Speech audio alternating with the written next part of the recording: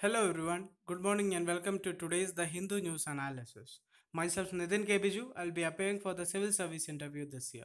In today's news analysis, we'll be discussing about 7 important articles which is there in the Hindu newspaper today.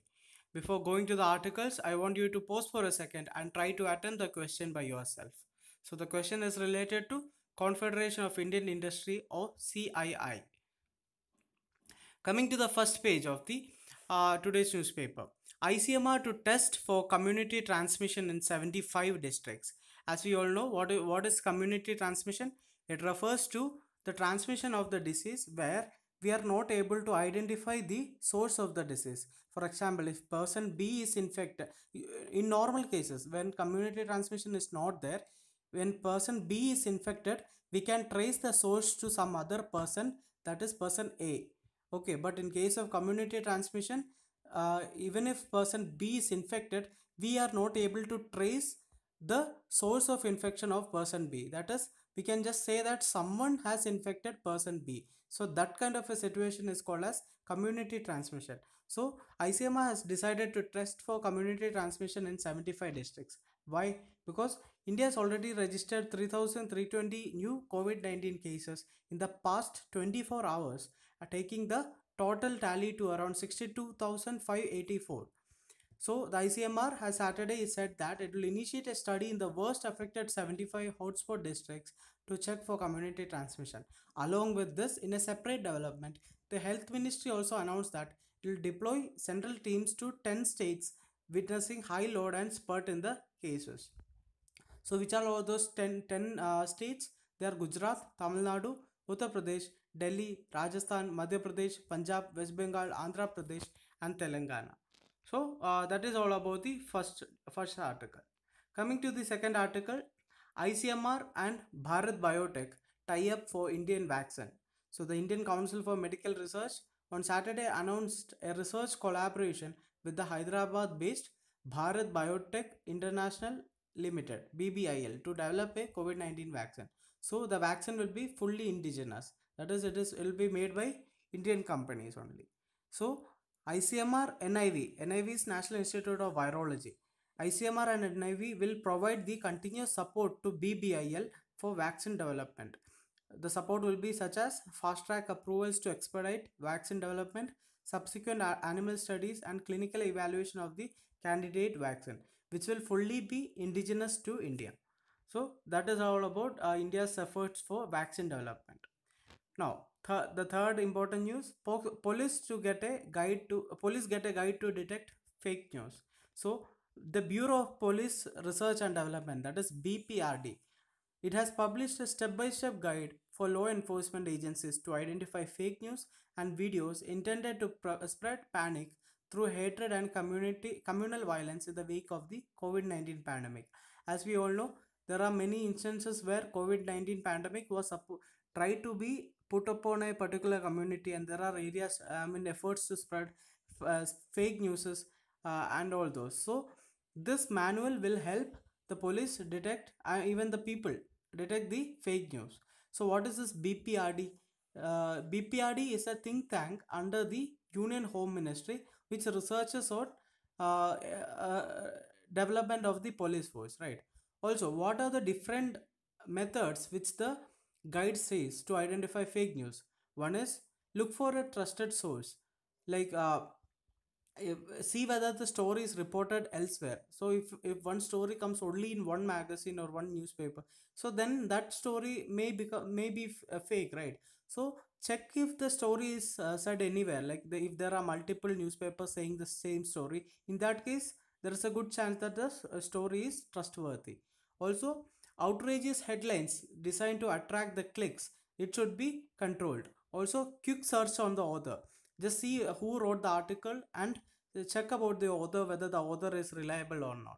Also, the manual also identifies a list of websites that could be accessed for fact checking, including the hindu.com, pib.gov.in, etc. Also, coming to images and videos, Google reverse image search can be used for seeing the authenticity of the image or the videos, right?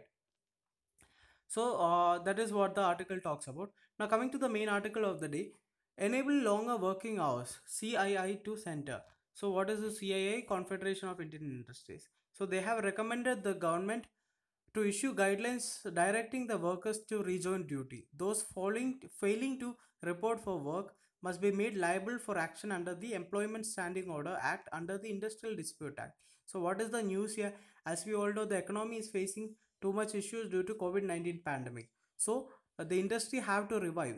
For the industries to revive, so what should happen? The CA is telling that the regulations of which are against the industry should be relaxed. For example, there are many regulations related to protecting the rights of the laborers. So the CII is telling that these regulations should be relaxed so that the industry will be able to revive in a better manner. So what all it says, it added that the states need to put the revision of minimum wages on hold at least for 1 year.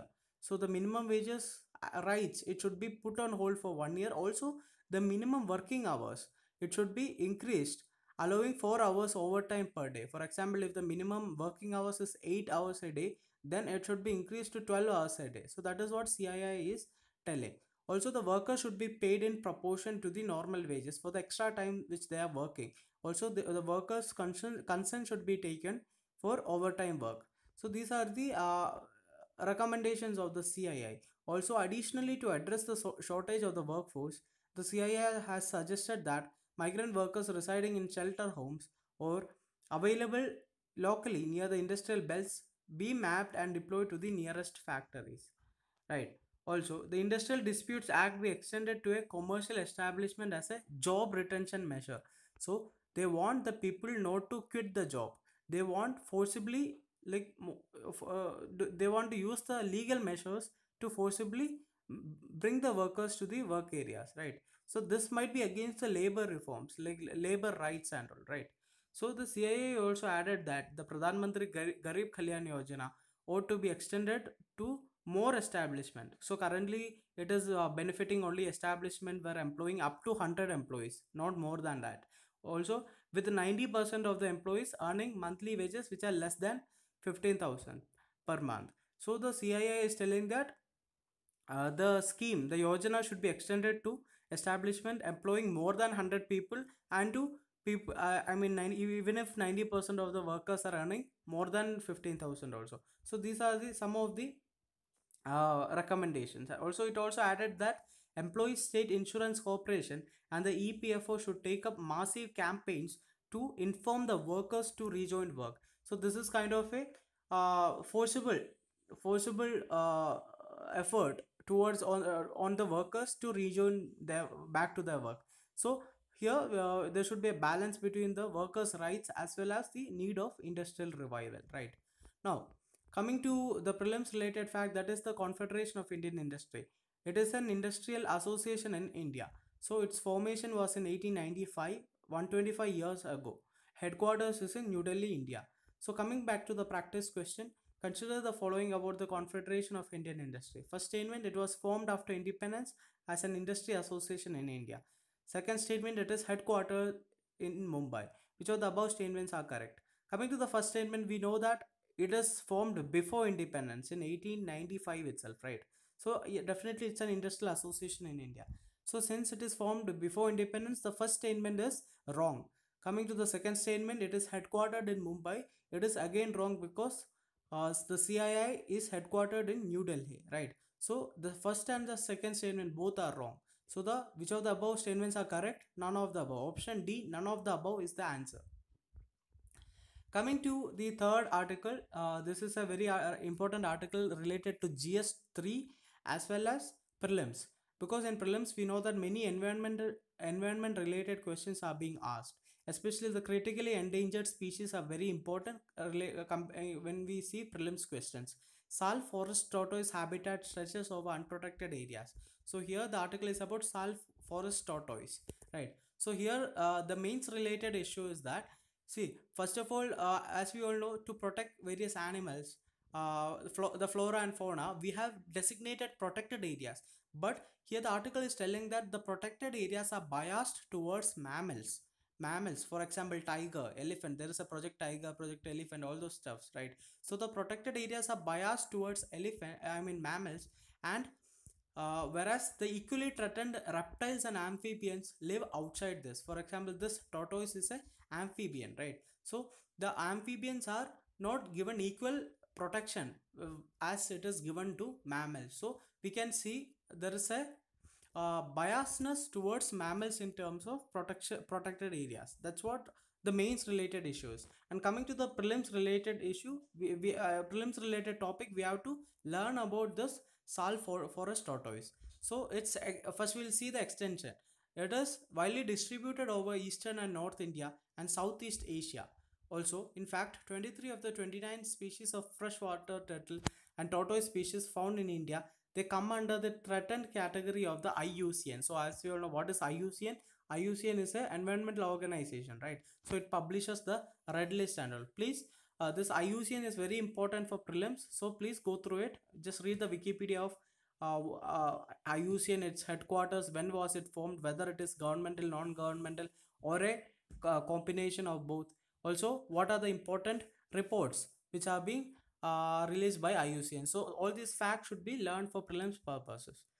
Now, also coming to the Sal forest tortoise, it is also known as elongated tortoise or Indo-Testudo elongata. The Sal forest tortoise, recently assessed as critically endangered, is heavily hunted for food. It is collected both for local use such as decorative mask and international wildlife trade. Okay, so since this is critically endangered, it becomes very important for prelims. Over 90% of the potential distribution of the species falls outside the current protected area network. So this is what the issue we are talking about. See, this out of this the distribution, out of the 100% area of distribution, even 90% of the area, it falls outside the protected area network. That definitely affects the protection status of this species, right? So that's why it is told that the protection areas are mammal centric. Also, the study also found that 29% of the predicted distribution of the species falls within high occurrence fire zones or areas where there is management burning. So what is this management burning? They are talking about shifting cultivation, which is also called as Zoom cultivation and all. And it has many, shifting cultivation has many names in many areas. So please go through what are the different names of shifting cultivation in various regions of the world. So 29% of the distribution of the species falls in fire zones or areas having management burning. So it will affect, it will create issues with the protection of the species, right? Because they'll be caught under the fire. So these are the important points which are related to forest tortoise, right? So it comes under GS3 environment also and comes under prelims also. Coming to the next article, Health Ministry eases discharge guidelines. Now, the union news is the Union Health Ministry has revised its discharge guidelines for COVID-19 patients, saying only those with severe illness need to be tested negative through a swab test before discharge. So here the topic is related to for an the discharge time testing. As we all know, earlier it was like the patient could be discharged only after testing negative on the 14th and 21st day after the confirmation of the infection. But now those testing is being cancelled. Now only for severely ill patients that testing will be done. So other categories of patient, that is very mild, pre-symptomatic and moderate cases, need not be tested before the discharge. So this might create many issues where a positive patient might be discharged because he is not tested before discharge, right? So this can lead to the spread of more cases. So the three-tier COVID-19 health facilities and the categorization of the patients based on clinical severity, that is mild, moderate and severe. So these are the categorization based on which the testing is happening. So the decision to send back COVID-19 positive patients without testing was a disaster in the making. So that is what the experts are telling. So the positive patients, they should be tested for negative, then only they should be discharged, right? So this kind of a thing should not happen, or even if it is happening, it should be based on purely expert studies, right? The patient can be discharged after 10 days of symptom onset, and if they have no fever for 3 days, they will be no need for testing prior to discharge. That is the revised guideline is telling. Also, the ICMR scientists told the Hindu that studies outside India have shown that positive result does not mean that the person is still infectious. They may be positive for the virus but can still remain non-infectious. So this is the logic what they are telling for not testing the people. So even they are telling that even if the patient is positive, they might be non-infectious, right? So but this should be based on proper studies actually. As of now, I think this is based on the guidelines of United States, which they themselves are struggling for COVID-19 response. So it is based on their response. But I think India should be having its own response, right? Its own way of testing, its own way of ensuring that the disease is not spreading further. So we should see that in the coming days how this change in guideline has affected the COVID-19 cases in the country, whether the spread has increased or reduced. So that should be seen, right? Now, coming to the last topic, China admits shortcomings in its response. So, as we all know, China was the starting point of the COVID-19 virus. The COVID-19 outbreak exposed shortcomings in China's public healthcare system, a top official admitted. And he said that the reforms are underway to improve the country's disease prevention and control. So, China has already faced criticism both at home and abroad for downplaying the virus and concealing information about the outbreak. Though they have told that sharing information with the WHO and all, they have done it in a timely manner. But as we all know, there were cases where China has again revised their death toll, telling that initial death tolls, the number of death toll were less. They had revised it to do around 50% more of the actual death toll which they have told, right? So they have grossly underestimated, and there were news reports which said that the doctors which tried to warn the world regarding this pandemic were punished by Chinese authorities. So these are the many instances where China tried to downplay the pandemic, right?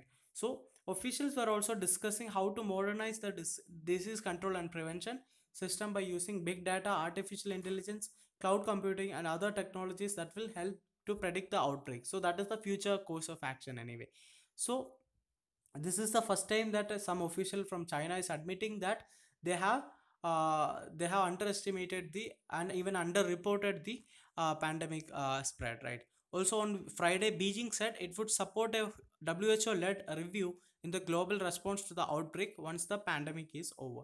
So here we can see that China is admitting itself the shortcomings and it is ready to cooperate with the global efforts. But let's see how much this will materialize, right? They might take a U-turn also from the issue. So that's all for today's Hindu News analysis. I hope you like the video. Please press the like button, subscribe the channel, and share the video with your friends. Have a great day. Thank you.